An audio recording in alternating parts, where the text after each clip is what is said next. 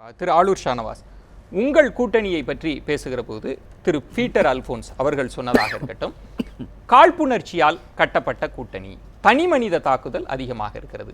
பாமக நிறுவனர் திரு ராமதாஸ் அவர்கள் கூட வைகோ தனிப்பட்ட முறையில் கருணாநிதியை விமர்சித்த போது ஒரு வார்த்தையை பயன்படுத்துகிறார், காழ்ப்புணர்ச்சியால் கட்டப்பட்ட ஒரு கூட்டணி. அப்படி ஒரு காழ்ப்புணர்ச்சியால் கட்டப்பட்ட ஒரு கூட்டணி, உங்களுக்கு நாங்கள் பதில் சொல்ல அவசியம் இல்லை என்று திமுக ஒரு நிலைப்பாடு எடுக்கிறது, அதிமுக இன்னொரு நிலைப்பாடு எடுக்கிறது. அதாவது இது காழ்ப்புணர்ச்சியின் வெளிப்பாடு. இப்படி ஒரு மாற்று அணி அமைந்து விட்டதே, இத்தனை காலமும் அமையாத ஒரு அணி அமைந்து விட்டதே என்கிற ஒரு காழ்ப்புணர்ச்சியினுடைய வெளிப்பாடு. ஏன்னா இன்னைக்கு முதல் முறையாக ஒரு அணியை அமைத்திருக்கிறோம். இது எப்படிப்பட்ட அணி? இவர் சொன்னார், திமுக அல்லது அதிமுக தான் அந்த இடத்துல நாங்க தான் இருக்கிறோம், அதனால ரெண்டு பேர் தான் மாறி மாறி வர முடியும், அந்த வாய்ப்பே எங்களுக்கு தான் இருக்குது. மாறி மாறி வர முடியும்னு சொல்ல, credible alternative for ADMK, viable alternative. அது வந்து கொஞ்சம் ஒரு ப்ரீவியஸ் எடுத்து பார்க்கணும். நீங்கள் 2006 தேர்தல் முதல் முறையாக ஒரு வலுவான மாற்றாக விஜயகாந்த் வந்து ஒரு 10 விழுக்காடு வாங்கி காட்டினார்.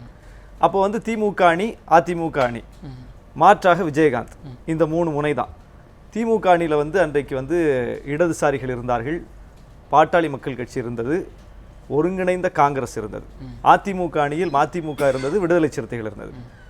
இப்போது 2016 மீண்டும் அதே போன்ற ஒரு சூழல். அதில் வந்து தனியாக நின்ற தேமுதிக இன்றைக்கு மக்கள் நல கூட்டணியில் இருக்கிறது. திமுகவில் இருந்த இடதுசாரிகளும் காங்கிரஸில் இருந்து பிரிந்த தமாகவும் இங்கே இருக்கிறது, மக்கள் நல கூட்டணியில் இருக்கிறது. அதிமுக கூட்டணியில் இருந்த மதிமுகவும் விடுதலை சிறுத்தைகளும் மக்கள் நல கூட்டணியில் இருக்கிறது. இப்போ உண்மையான ஒரு மாற்று அணி வலிமையான அணியாக இருக்கிறது. இவ்வளவு பேரை சேர்த்துக்கிட்டு நின்ன திமுக அன்னைக்கு ஆட்சியை பிடிச்சுதா 2006? இல்ல, நான் ஆட்சி பிடிக்கிறது இல்ல, வெறும் 96 தொகுதிகள், 118 தொகுதிகளை வென்றால் தான் ஆட்சி பிடிக்க முடியும். கேள்வி முதலமைச்சரே கூட நீங்க அவங்க பதிலுரையை கவனிக்கிற போது, பாஜக மந்திரி என்னை சந்திக்க முடியல அப்படின்னு சொன்ன விஷயத்துக்கு முதல்ல மற்ற அமைச்சர்கள் பதில் சொல்றாங்க, பரப்புரையில் பாஜகவுக்கும் அவங்க பதில் சொல்றாங்க. 2 கட்சிகள் தான் முதல்வரினுடைய பதிலுரையில் இருக்கிறது, ஒன்று திமுக, அடுத்து பாஜக தான் சொல்றாங்க. நான் அந்த இடம் தான் உங்களை சொல்றேன், உங்களுக்கு பதில் சொல்ல திமுக ஒரு காரணம் வச்சிருக்கிறது, அது காழ்ப்புணர்ச்சியால் கட்டப்பட்ட அணி இல்ல. நாங்க சொல்லாத, அத பாமக நிறுவனர் சொல்லியிருக்காரு, நான் சொல்கிறேன். ஆனால் திமுக சார்பாக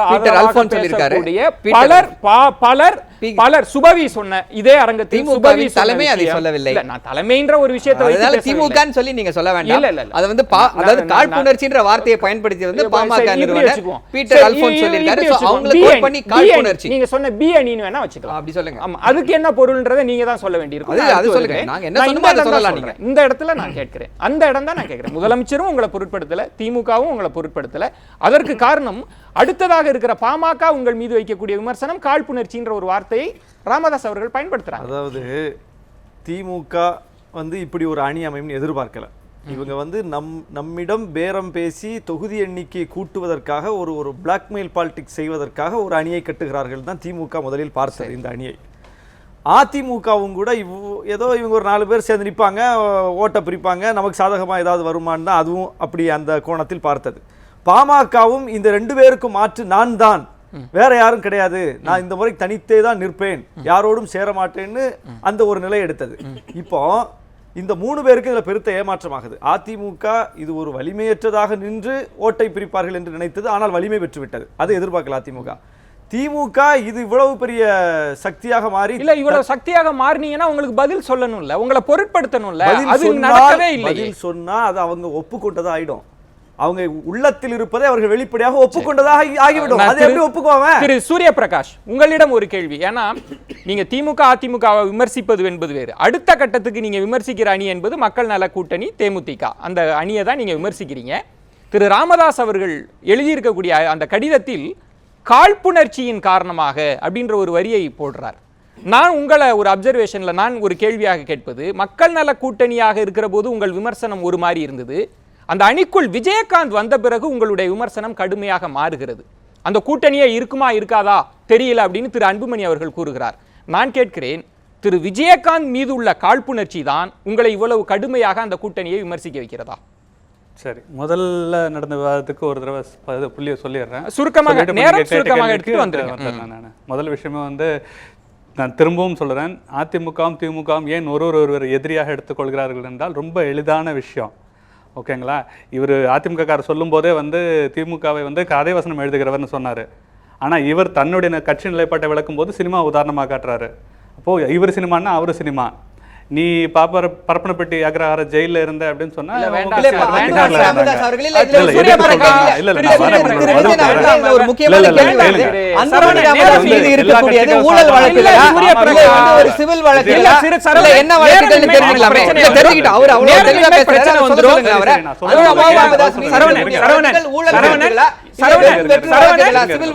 இந்த நேரத்தை நான் எடுத்துக்க வேண்டியிருக்கும் உங்க நேரத்துல. நான் அதற்காக மீண்டும் நினைவூட்டுகிறேன் திரு சூரிய பிரகாஷ், நான் இதை ரொம்ப ஆரோக்கியமாக கொண்டு போக விரும்புகிறேன். ஒன்று என் கேள்விக்கு மட்டும் பதில் இருந்தால் சரியாக. சரி சரி. விஜயகாந்துக்கு வந்த பிறகு நாங்கள் சிறப்பாக அவர் எதிர்க்கிறோம்னா ஒன்றும் இல்லை. எங்களோட கருத்துக்களை முன் வச்சு எங்களோட முன்னேற்ற திட்டங்களை முன் வச்சு தான் நாங்கள் பிரச்சாரம் செய்கிறோம். இந்த திட்டங்களை ஏற்காதவர்களே நாங்கள் வந்து எதிர்த்து பிரச்சாரம் செய்கிறோம். இல்ல சூரிய பிரகாஷ், என் கேள்வி விஜயகாந்த் வந்த பிறகுதான். அதற்கு முன்பு இந்த கூட்டணி பற்றி எல்லாம் பெருசா பொருட்படுத்தல. விஜயகாந்த் வந்த பிறகு அன்புமணி சொல்றார் இந்த கூட்டணி நீடித்திருக்குமான்னு எனக்கு தெரியல. நான் 5 இருந்தவங்க 4 பேர் ஆனாங்க, 3 பேர் ஆயிடுவாங்க, கடைசியில் எலெக்ஷன் டைம்ல 2 பேர் ஆயிடுவாங்கன்னு சொல்லக்கூடிய தேவை எப்போது வந்தது என்றால் விஜயகாந்த் சேர்ந்த பிறகுதான் விமர்சனம் இருக்கிறது. இல்ல மருத்துவர் அன்புமணி அவர்கள் கேட்ட கேள்விங்கிறது விஜயகாந்த் போன பிறகு தேமுதிக அந்த மக்கள் நல கூட்டணி நிலைக்குமா என்கிற கேள்வி அன்புமணி அவர்களோட கேள்வி மட்டும் இல்ல, பொதுவான மக்களோட கேள்வி. அன்புமணி கேட்ட கேள்விக்கு தான் என் கேள்வி. அன்புமணி கேட்ட கேள்விக்கு தான் அன்புமணி அவர்கள் கேட்ட கேள்விக்கு நான் பதில் சொல்றேன். முந்தா நாள் புதன்கிழமை வந்து நாங்கள் தனித்து தான் நிற்போம்னு பொது வெளியில பத்திரிகையாளர் முன்னாடி மக்கள் முன்னாடி அறிவிக்கிற ஒரு நபர் அடுத்த நாளே புதன்கிழமை அறிவிச்சவங்க வெள்ளிக்கிழமை கூட்டணிக்கு வராரு. 2 நாளில் தன்னோட நிலைப்பாட்டில் தெளிவால்லாத ஒருவர் எப்படி இந்த கூட்டணியை தொடர்ந்து நிறைவாக கொண்டு போவார் என்கிற ஒரு பொதுவான சந்தேகத்தை கேட்கிறாங்க. இதுக்கு அவங்க பதில் சொல்லணும். புதன்கிழமை என் சிந்தனை எப்படி இருந்தது, வெள்ளிக்கிழமை அது ஏன் மாறியது என்கிறதை விஜயகாந்த் விளக்கினாருன்னா ஏற்றுக்கொள்ளும்படியாக இருந்தால் நாங்கள் இந்த வெரி குட். நான் ஒரே ஒரு கேள்வி. இப்போ நாடாளுமன்ற தேர்தலில் அதற்கு முன்பு நீங்கள் அறிவித்தது திராவிட கட்சிகளோடும் கூட்டணி இல்லை, தேசிய கட்சிகளோடும் கூட்டணி இல்லைன்னு அறிவிக்கிறீங்க. வேட்பாளரையும் அறிவித்து விட்டீர்கள். ஆனால் உங்கள் நிலைப்பாடு மாறுகிறது. நாடாளுமன்ற தேர்தலில் தேசிய கட்சியோடு கூட்டணி வைக்கிறீங்க. அப்ப அந்த வேட்பாளரே நீங்க வாபஸ் வாங்குறீங்க. திரு ஆளூர் ஷானவாஸ் குறுக்கிட விரும்புகிறார். இந்த நிலைப்பாடை நான் எப்படி பார்ப்பது? இல்ல வைகோ ஆளூர் ஷானவாஸ் குறுக்கிட விரும்புறாருன்னா அவர்கிட்ட கேள்விதான். இந்த விமானம் கிளம்பிருச்சாருனால ஏன் திடீர்னு திரும்ப வந்து விமானம் இல்லங்க, உங்க கேள்விக்கு பதில் சொல்லுங்க திரு சூரிய பிரகாஷ். நீங்க என் கேள்விக்கு நின்று பதில் சொல்லுங்க. விஜயகாந்த் நிலைப்பாட்டில் தடுமாற்றம் என்றால் பாமகவின் நிலைப்பாட்டில் தடுமாற்றம் நாடாளுமன்ற தேர்தலில் நடந்ததா இல்லையா? இல்ல, நிச்சயமா தடுமாற்றம் கிடையாது. கொள்கை மாற்றம் என்பது ஒரு 6 மாதம் 1 வருடம் அரசியல் சூழ்நிலைகள் மாறுது, இங்க இருக்க கள நிலவரம் மாறுது, மக்கள் விருப்பம் மாறுதுன்னு ஒரு 6 மாதம் 1 வருடத்துல ஒரு கருத்தை மாத்திக்கிறோம் கொஞ்சம் கொஞ்சமா. அப்படின்னா உதாரணமா பாட்டாளி மக்கள் கட்சி திமுக அதிமுகவோட நாங்கள் கடந்த காலத்துல கூட்டணிகள் வச்சிருக்கோம். நாங்கள் இந்த கடந்த காலத்துல கடந்த 30-40 வருடங்கள் நடந்த அநீதிகளை கண்டு உணர்ந்து நாங்களே ஒரு கருத்தை மாறுறோம். புதன்கிழமை சொல்லி வெள்ளிக்கிழமை மாறுறதுங்கிறது எப்படி சரியா இருக்கும்? பத்திரிகையாளர் மன்றத்துல 10 வேட்பாளர்களை மருத்துவர் ராமதாஸ் அறிமுகம் 48 மணி நேரத்துல தேர்தல் அறிக்கை வெளியிடுகிற ஒரு தலைவர் மன்றத்துல இவர் நான் பதில் வாங்கி விடுகிறேன். நம்ம ஒரு வித்தியாசமா கேட்டுட்டோமா? இல்ல அதுக்கு நான் பதில் வாங்கிக்கிறேன். திரு சூரிய பிரகாஷ் காத்திருங்க. ஒரு சின்ன பிரேக் எடுத்துக்கலாம், பேசுவோம். இந்த வியூகம் தொடர்பாக பல கேள்விகள் இருக்கின்றன. இந்த பரப்புரையில் இதற்குள் இருக்கக்கூடிய அரசியல், பரப்புரையில் பின்னணியில் இருக்கக்கூடிய அரசியல், இது பற்றி தான் நம்ம வாதித்துக் கொண்டிருக்கிறோம். நம்ம தொடர்ந்து பேசலாம். ஒரு சிறிய விளம்பர இடைவேளைக்கு பிறகு பொறுத்திருங்க.